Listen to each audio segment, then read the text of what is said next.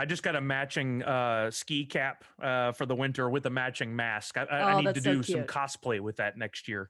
Mask and hat combos. I was waiting for so many Mortal Kombats to just come out of the woodworks for Halloween and Stormtroopers. I was like, you think about it, the 501st is just they're set. They've already got their mask and helmet. That's so true.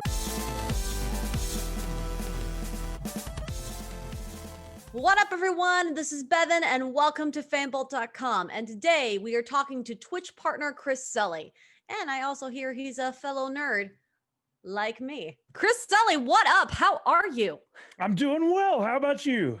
You know, 2021 is less than 4 weeks away, so I'm excited. If all of that meant that when the clock struck, midnight that night, we all reset back to pre-COVID. You know what the meme is that's going around about New Year's? Somebody was like, instead of everyone yelling Happy New Year's, everybody needs to yell Jumanji so we can get out of this game. Yes, I love it. We hear the drums silently in the background. Yeah, awesome. So, Chris, for those that don't know, you and I have actually known each other for a good amount of time. I used to interview you all the time because you were involved with Funko and Funcast Yep. for a while. And now you are a Twitch partner, which is amazing. Can you break down a little bit of that journey for you? Oh yeah, it's been nuts. Let's see. Going back a little further, I actually started my own business with a buddy back in 2012 called Nerd Foo, which Okay. was our attempt to just get ourselves into this world of pop culture collectibles, going to all the conventions.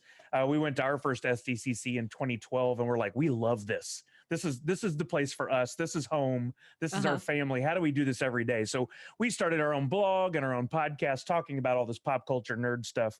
And we did that for many years. And then I found myself between a Fortune 100 company job doing social media and what's the next journey in life? What's the next chapter? And I had one name on my list of companies I wanted to work for, and that was Funko. And 9 months of sitting around trying to drum up the way to get in, they posted a job for a marketing position. And I applied, interviewed, got the job within like 10 days. Wow. And then 6 weeks later, moved 2,300 miles across the country to Seattle, Washington to work for this company that I'd been a fan of for so many years. And it was really this crazy, like, cross the threshold, like, I have arrived. I am where I want to be. I'm finally going to do a job where I don't feel like I'm clocking in every day. Yeah. And got to do that for 3.5 years before COVID, unfortunately. But I loved the journey there. It was such a great time. I started as just one of the marketing team. While I was there, I was able to launch our podcast called the Funko Funcast, which was made up of the marketing team there, an amazing group of people who I got to call family more than just friends or coworkers. And we recorded 130 something episodes of the Funko Funcast, did lives at many of the different conventions, including Emerald City Comic Con, New York Comic Con, San Diego Comic Con last year. We got to do a live panel in front That's of 1,000 amazing. people. While I was there, we did the podcast. I did the live videos. I did live gaming. I did a bunch of our YouTube content, went to the cons, met all these amazing people, got to interview with people like yourself and Marvel. And I mean, you name it, all these different companies came around and interviewed us.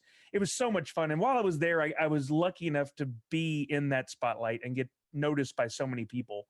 So when COVID did happen and Funko unfortunately had to make the decision to let a good chunk of the company go, myself included, I had already started on what could be the next thing if this didn't stick around, if this went away. You hate to think that way, but you also have to be careful. You always have to have that insurance policy. And I had already purchased a PC and had started doing some of my own live game streaming at home on Mixer at the time, back in March of this year. Wow. And built a pretty good audience, had a lot of my friends coming around, a lot of the Funko fanatic community, the collectors started coming to the streams. And then 2 months into that, just about the time I got laid off from Funko, Mixer shuts down. Microsoft makes the decision, hey, we're going to shut down. I was literally 181 people away from being able to apply for partner.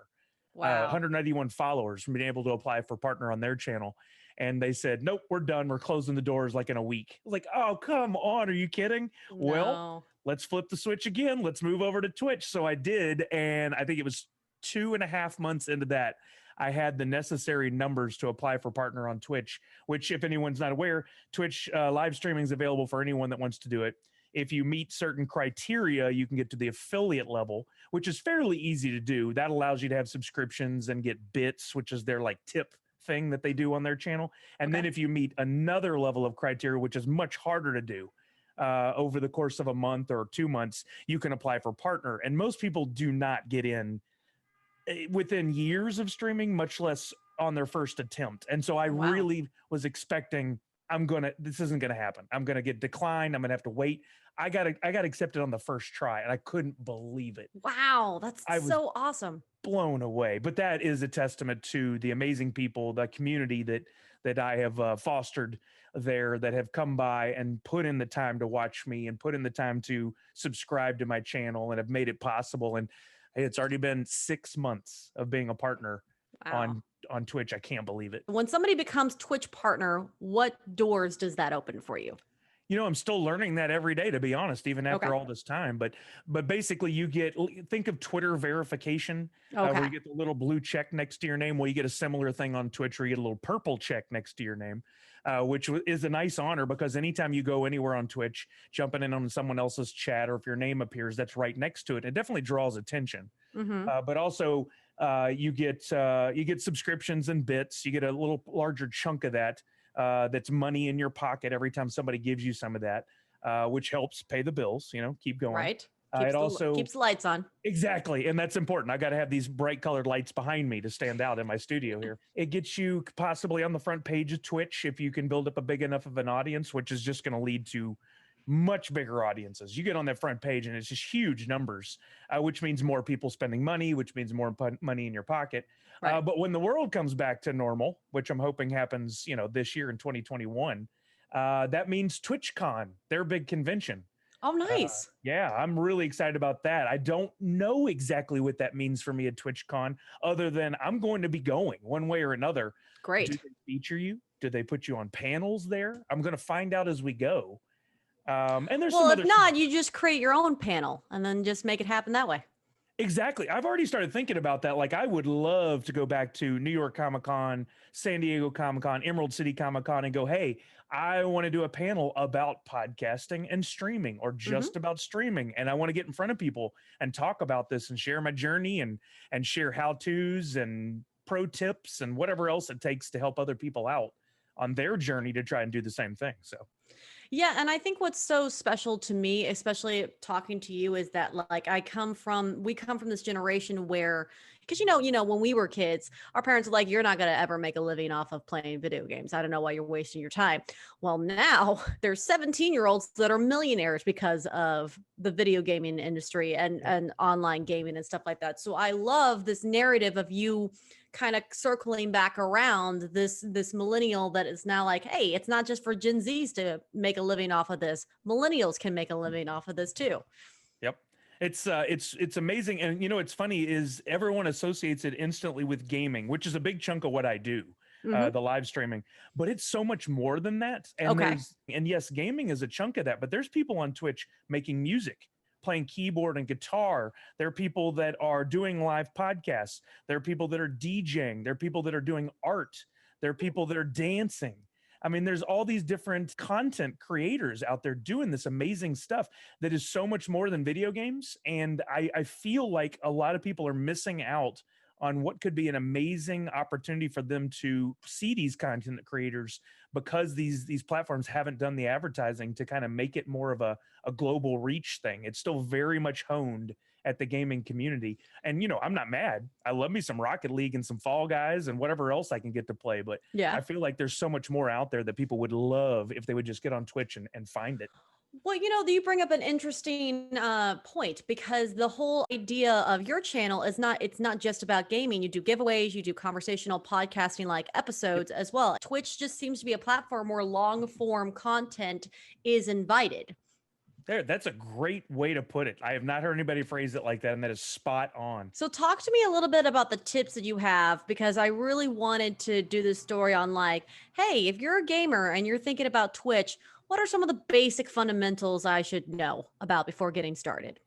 Yeah, I mean, I think the first thing is figure out who you are and what you want to do. I am a gamer and I'm decent at gaming. I'm not great, but there's a few games I really enjoy playing, so I pick those to focus my streams on. Don't just play the stuff that you think is popular or that the Okay. rest of the world wants to see. A lot of people do that. They're like, "Oh, I got to play Fortnite. Like Fortnite's the biggest thing on the platform," or I got to play, I got to play Fall Guys. That's the biggest thing on the platform right now. No, play what you're good at and what you enjoy. Give those an attempt if you want to see if you're good at them for sure, but don't just do it because everybody else is doing it. Develop your own personality for sure. Don't fake it. If you fake it, people will see it and they're going to shy away from it. They'll be off your channel in seconds. Definitely develop your own personality. If you want to curse and go crazy, go for it. There's people that have been very famous, made themselves famous doing that. If you want to be more family friendly like me, do it. But stay consistent. And that actually consistent is the word above all else. I learned that in podcasting, and I learned that in like with YouTube videos and whatnot. Consistency is key. Once you start this journey and you push the button to go live the first time, figure out what your schedule is and stick with it. You are not going to get affiliate on day one, and you're not going to get partner in even your first few months. It's just not going to happen. A lot of people think you're going to get rich overnight. Nope. It is not going to happen. You might be the 1 in a billion that gets picked by somebody else to raid and brings in 10,000 people into your channel, but the odds are slim to none. You're going to have to grind. You're going to have to remain consistent. People want to know if they like your content. Oh, when are you going to be on next? What are you playing next? I want to be here. And you better have that schedule ready to go. It took me like a month or two to figure mine out. Another pro tip, vary your schedule. I go early a few days a week. I go late a few days a week. I stream on Friday night and Saturday during the day. There are people up at all times around the world watching Twitch. So when I go on my early streams, I've got people in Israel and the UK and Australia watching. But then when I'm streaming late, I've got a lot of people on the West Coast of the US that are in watching. And then some people, they'll be up at 3 a.m. wherever they're at, and they're on Twitch. You just never know. And you want to try to capture that audience. Engage. If you ignore your audience, if you don't say hi to them, if you don't answer their questions, they're not going to come back. People, the greatest sound anyone can hear is their own name. I heard that years ago, and it is so true. If someone drops in your chat and their name is example Darth Sad, I've got Darth Sad follows me, I'll be like, "Hey Darth Sad, how you doing today?" I know, because I've been on that other end before, that Darth Sad had just perked up a little bit. I was like, "Oh my god, he noticed me. He said hello to me. Like, what's he gonna say next?" I mean, it's so important. Talk with them, answer their questions, ask them questions and get their answers. Talk about what's going on in the world, our latest favorite episode of The Mandalorian, or a movie, or what we're eating that day, or what our plans for the weekend are. It has become this, as many people have said to me this year, and it's the greatest compliment I think I could receive, is you've created this place for us all to come hang out and to engage with one another. And another part of what I do too is I keep it very positive. I make sure on my channel, I don't curse, because I want it to be a place where families can come and watch as much as I want to while video gaming. We talk about things that are, sometimes can be adult if it's late, but most of the time are very family friendly. And we don't allow bullying or negative speak. If somebody comes in and is like, "This is dumb," well, they're gone in 3 seconds. Like we ban them, we get them out of there. We don't want that negativity. We keep it very positive. And for people who are trapped at home, either by themselves or they're ill or whatever. I mean, this is what 2020 has been so big for people, for their mental health awareness. It's been such a challenging year for so many, for different reasons. Now they have a place to come in and hang out and maybe say, "Hey, I'm having a rough day." And everybody else can be like, "Oh, I'm so sorry." Like, virtual hugs, we're here for you. If you need somebody offline, reach out, whatever you want. And that's been so refreshing and so good for me too. I needed that just as much as everybody else in this community did. So it's been a big deal for all of us to have that this year. And then technology, get good equipment. Eventually, if you're going to stick with it, get a good microphone, get a good camera, work on your setup and make it easy to consume for people, but also make the information clear. Like, we just got done doing this huge Extra Life for Kids fundraising event.